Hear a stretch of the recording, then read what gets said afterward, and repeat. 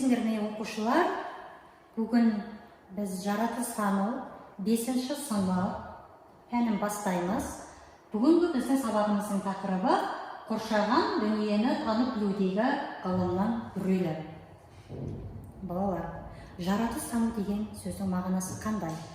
Жаратылыстану ұғымы жаратылыс, табиғат, тану, білу, түсіну деген сөздің мағынасын білдіреді. Біздің өмірімізде адамдар ғылымсыз, олардың жаңағы жетістіктерінсіз көз алдымызды елестету мүмкін емес.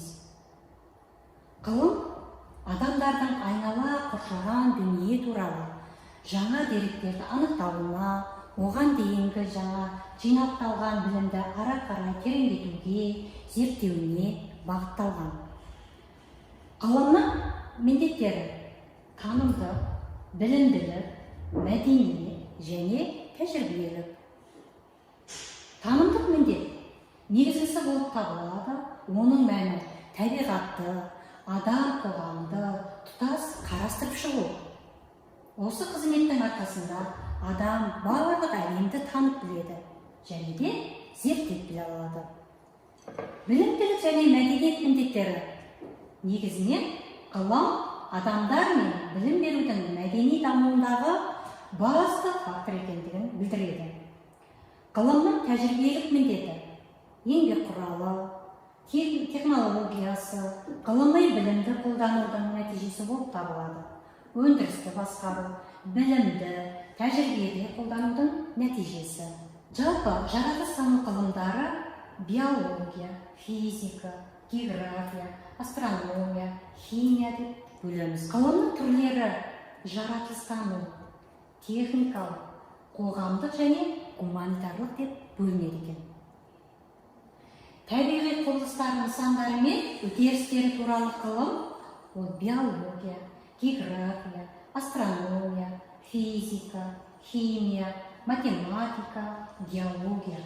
Бұл біз табиғаттағы барлық құбылыстарды, нысандарды, жаңағы өсімдіктерді, жануарларды, су, топырақтардың барлығын осы салалар арқылы біз зерттей аламыз. Адам қоғам туралы ғылымдарға психология, филология, әлеуметтану, саясаттану, тарих, мәдениеттану, лингвистика, қоғамтану.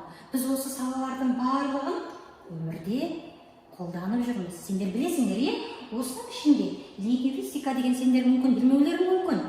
Ол қандай мағынаны білдіреді? Ол тіл, даму, әлемдегі барлық тілдердің даму барысын зерттейтін ғылым. Келесі бізде техника мен технология дамуының әсері дейтін ғылымдар. Оған әрине электротехника, агрономия, информатика, механика, енді сендер осы техника ғылымын білесіңдер, соның ішінде агрономия ол жаңағы ауыл шаруашылығы, егін шаруашылығы ғылымдарының салаларының бірі болып саналады екен.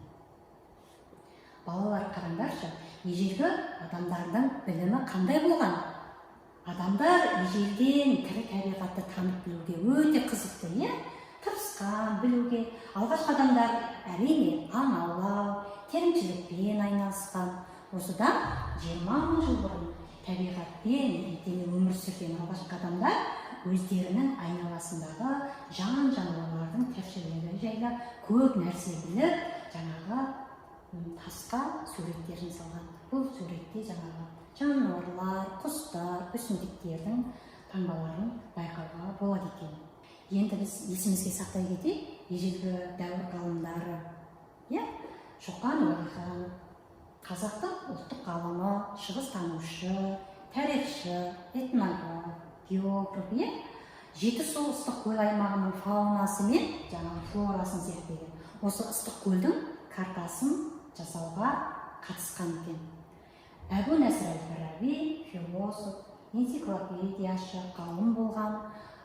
Ғалымдардың жіктеу деген еңбегінде математиканың салалары, арифметика, геометрия, оптика, математикалық астрономия және де музыка туралы көзқарасын осы еңбегінде жазып өткен. Герат Меркатор бірінші болып жер шарын тегіс жаңағы картаға түсіру жобасын жасаған ғалым. Исаак Ньютон бүкіл әлемдік тартылыс заңын ашқан, және де Гарлини өсімдіктерді, жануарларды түрге, топқа, классқа, тұқымдасқа бөлген екен. Сол жобаны жасаған. Міне оқушылар, біз зерттеу барысында, табиғатты білу барысында біз өлшем жүргізу арқылы құрылғыларды керектене аламыз.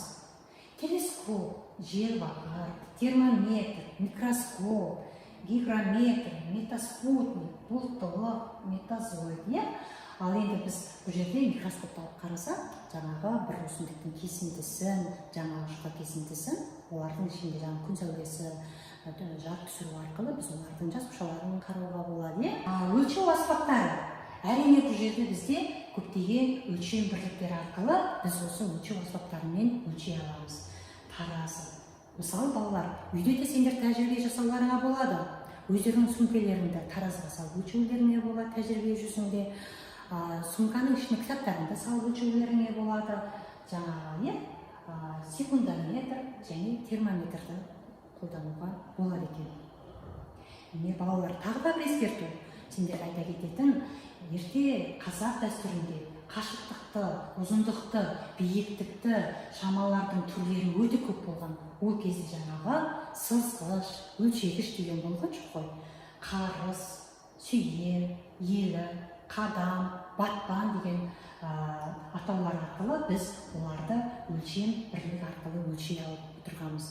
Бірінші жерде айта кетейінші, қарыс ол 5 бармақпен ортан саусақ аралығындағы өлшенетін ұзындық, шамамен ол 19-20 сантиметрді білдіреді. Міне оқушылар, жалпы жаратылыстану пәні табиғатты танып білудің көп қырларын ашуға көмектеседі.